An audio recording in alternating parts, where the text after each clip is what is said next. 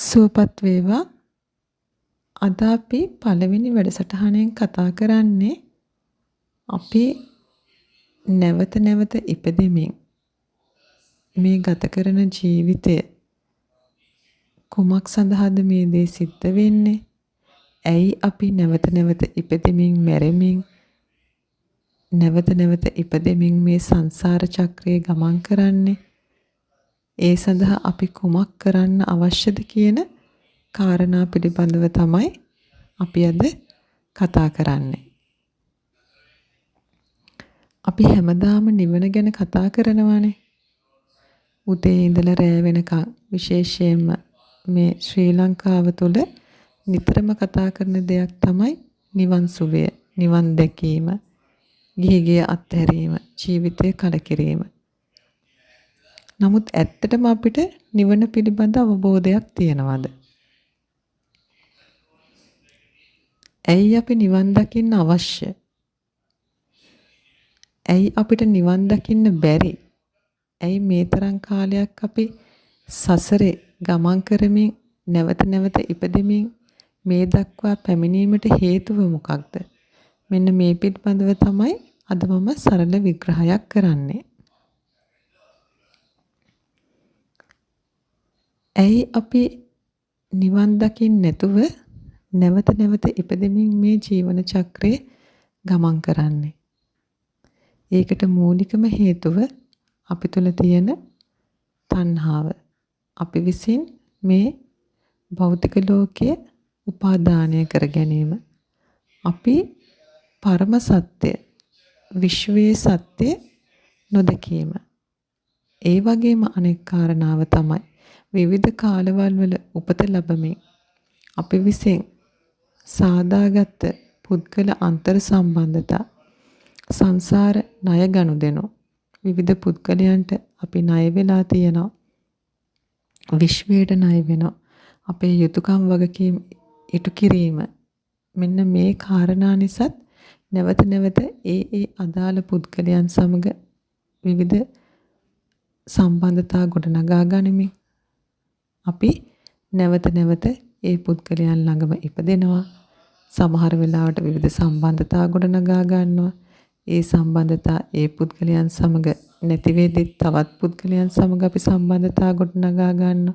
මේ ආකාරයට අපි ගොඩනගාගත්ත මේ කර්ම ශක්තියෙන් නැවත නැවත උත්පාදනය වෙමින් තමයි තියෙන්නේ.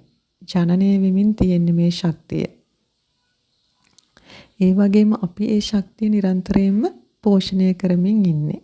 ඉතින් ඒ නිසා නැවතත් ඉපදීමක් සකස් වන ආකාරයට කර්ම බීජ සකස් වෙනවා. හැබැයි ඒ හැම දෙයකටම හේතුව තමයි අපි තුල තියෙන මෝහය. මෝහය හේතුවෙන් අපි අඳුරු තත්වයක සිටින නිසා, අපිට මේ විශ්වයේ සත්‍ය නොදකින නිසා, අපි නැවත ඉපදෙන්න හේතු අපි නොදන්නා නිසා, අපිට මේ සංසාර චක්‍රය නවත්වලා නිවන් දකින්න පුළුවන් කියලා නොදන්නාකම නිසා නැවත නැවත අපි මේ ශක්තිය ජනනය කරමින් මේ ක්‍රියාවලිය පවත්වනවා. එතකොට ඒකට බලපාන විශාලම හේතුවක් තමයි තණ්හාව. මේ ස්වභාව ධර්මයේ මේ භෞතික ලෝකයේ තියෙන භෞතික වස්තුන්, ඒ වගේම පුද්ගලයන් සමග අපි ඇති කරගන්න බැඳීම්, අපි කියන්නේ අපි රස බලනවා කියලා, හැමදේම අපි ආස්වාදයේ විඳිනවා. ඒ දේවල් තුල අපිට ලැබෙන ආස්වාදයේ තුල අපි විපරිණාමය නොදකීම. ඒ දේවලුත් අනිත්‍යයි, දුක්ඛයි, අනාත්තයි කියලා අපිට නොතේරීම. ඒ දේවලුත් නිරන්තරයෙන්ම විනාශ වෙමින්, නැවත සකස් වෙමින්, ඒ දේවලුත් චක්‍රයක ස්වરૂපයෙන් නැවත නැවත ජනනය වෙමින් ඒ ක්‍රියාවලිය සිද්ධ වෙන බව අපි නොදන්නා නිසා, අවබෝධ නොවීම නිසා අපි උපාදානය කරගෙන ඉන්නවා. ඉතින් මේ වගේ සංකීර්ණ ක්‍රියාවලියක හේතුවක් තමයි ඵලයක් විදිහට කර්ම බීජයක් ගොඩනගන්නේ. දැන් අපි මේ දේවල් අවබෝධ කරත් අපිට ෂණිකව අපි ජීවිතය කලකිරුණා කියලා, අපි ගිහි ජීවිතය අත්හැරියා කියලා මේ තණ්හාව නැති වෙන්නෙත් නැහැ. අපේ සසර ණය ගනුදෙනු නැති වෙන්නෙත් නැහැ. එතකොට අපි නිවන් දකින්න කැමති නම්, අපි නිබ්බාන තත්වයටපත් වෙන්න කැමති නම්, අපි අනුගමනය කළ යුතු ක්‍රියාපටිපාටියකුත් තියෙනවා. ඉතින් ඒ දේවල් අපි ඉදිරි වැඩසටහන් වලදී පැහැදිලිව විග්‍රහ කරනවා. අද වැඩසටහනේදී මුලින්ම මට පැහැදිලි කරන්න අවශ්‍ය, අපි සංසාර චක්‍රයට බැඳෙමින් මේ කර්ම බීජ ගොඩනගමින් පෝෂණය කරමින් අපි විසින් ජනනය කරන ශක්තිය, ඒ ශක්තිය ජනනය වීමට බලපාන මූලිකම හේතුව, නැවත ඉපදීමට බලපාන මූලිකම හේතු තමයි අපි තුල ඇතිවන තණ්හාව, ඒ වගේම සසර ණය ගනුදෙනු. කාමික් ඩෙප්ස් කියලා කිව්වහම ගොඩක් දෙනෙට තේරෙනවා. සෝල් කොන්ට්‍රැක්ට්ස් කිව්වහම ඒකෙත් විවිධ ප්‍රභේද තියෙනවා. ආධ්‍යාත්මික වශයෙන් පවතින යම් යම් යුතුයකම් වගකීම් තියෙනවා. කර්මානුරූපීව කර්ම විපාක ලබන්න අපිට හම් වෙන පුද්ගලාන්තර සම්බන්ධතා තියෙනවා. ඒ වගේම අපි විසින් අපිරිසුදු ශක්තියෙන්, ඍණාත්මක ශක්තියෙන්, රාගය, ද්වේෂය, මෝහය තුලින් විශ්වය අපිරිසුදු කරා වගේම ඒ විශ්වය පිරිසුදු කරන්නත් අපේ යුතුයකමක් වගකීමක් තියෙනවා. ඉතින් මේ හැම ක්‍රියාවලියකම ප්‍රතිඵලයක් විදිහට තමයි, ඵලයක් විදිහට නැවත ඉපදීම සකස් වෙලා අපි විසින් නිර්මාණය කරපු ජීවිතය අත්දකින්න අපි නැවත ඉපදෙනවා. ඒක යහපත් විපාකයක් වෙන්න පුළුවන්, පිනක් වෙන්න පුළුවන්.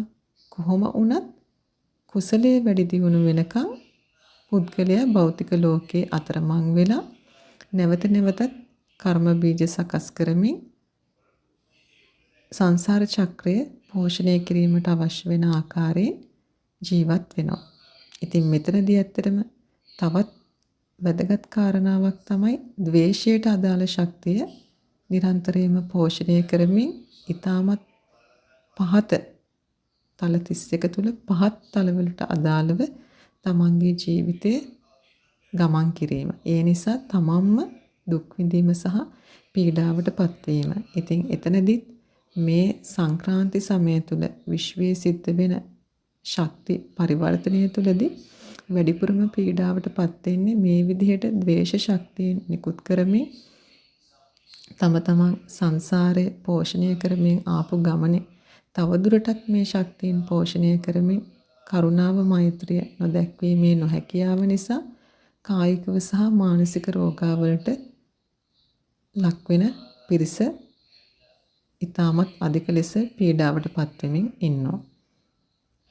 ඉතින් ඒ නිසා ඒ පිළිබඳවත් අවබෝධ කර ගැනීම අවශ්‍යයි. ඒ කොහොම වුණත් ක්‍රමානුකූලව තමන් විසින් උපාදානය කරගත් භෞතික වස්තුන්, ඒ වගේම පුද්ගල සම්බන්ධතා වල සත්‍ය ස්වභාවය තේරුම් ගැනීම තුළ ක්‍රමානුකූලව මෝහය අඩුවීම හරහා තමයි මේ පරම සත්‍ය අවබෝධ වෙන්නේ. එතනදී තමන්ට තමන්ගේ ගිහි ජීවිතය තුළම මේ සත්‍ය අවබෝධ කරගනිමින් තමන්ගේ යුතුයකම් වගකීම් ඉටු කරමින් ජීවිතයත් තමන් යහපත් ලෙස ගත කරන ගමන් තමන්ගේ ඍණාත්මක කර්ම තියෙනවා නම් ඒ දේවල් වලටත් ශක්තිමත්ව අවබෝධයෙන් මුහුණ දීම හරහා තමන්ට මේ පරම නිබ්බාන සුවය ළඟා කරගන්න පුළුවන්. ඉතින් අපි වැඩි දුරටත් ඉදිරි වැඩසටහන් වලදී කතා කරමු මේ සඳහා අපි අනුගමනය කළ යුතු ක්‍රියා පිළිවෙල. ඉතින් මම හිතනවා යම්කිසි ආකාරයක අවබෝධයක් ඔයාලට ලැබෙන්නේ නැති. නැවත නැවත අපි මේ සංසාර චක්‍රය පෝෂණය කරමින් ඉපදීම තුළ ඇතිවන මේ ක්‍රියාවලිය සහ එය අපිට නැවැත්වීමට අවශ්‍යයි නම් ඒ සඳහා අපි අනුගමනය කළ යුතු ක්‍රියාපටිපදාව. ඒ පිළිබඳව අපි ඉදිරි වැඩසටහන් වලදී තවදුරටත් පැහැදිලි කරගමු. සුවපත් වේවා.